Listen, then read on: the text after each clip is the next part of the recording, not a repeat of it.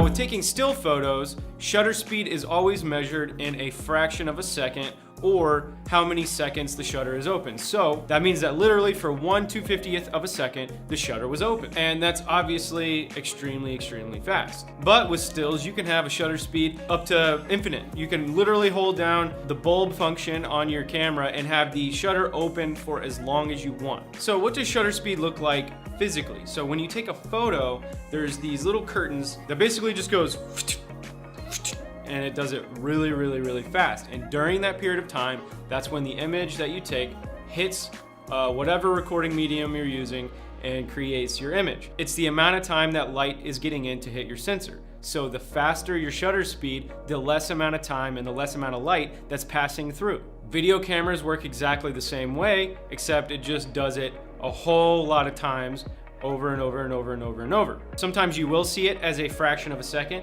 or sometimes you'll see it as something called shutter angle.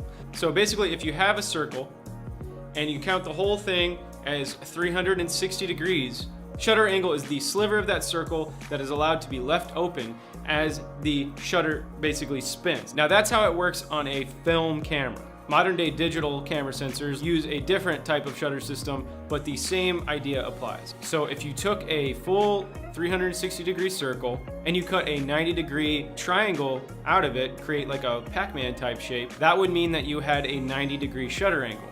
But perhaps the most important effect that shutter speed has on your images in your video is a thing called motion blur. Much like depth of field, motion blur is a tool that you can use or choose not to use, and the easiest way to think about it is that while the camera shutter is open, any light that it captures is going to be exposed in your image. I'm sure you've noticed that if you take a picture when it's really dark out, everything gets super blurry. That's because your shutter is opening itself longer to accommodate for needing more light. So changing your shutter speed can have a stylistic effect. So if you have a really high shutter speed and you're doing, some moving around with the camera, some handheld stuff, you'll notice it has a jittery kind of look. The movie Saving Private Ryan was a really notable example of that effect being used. And for video, a kind of baseline shutter speed is always going to be 180 degrees for shutter angle, or if you're using the fraction style measurement system, usually you want to go for double your frame rate.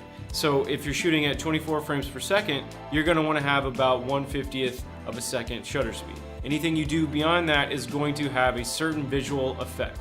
And in terms of photography, it's a huge tool in terms of making sure that you get crisp, really sharp photos.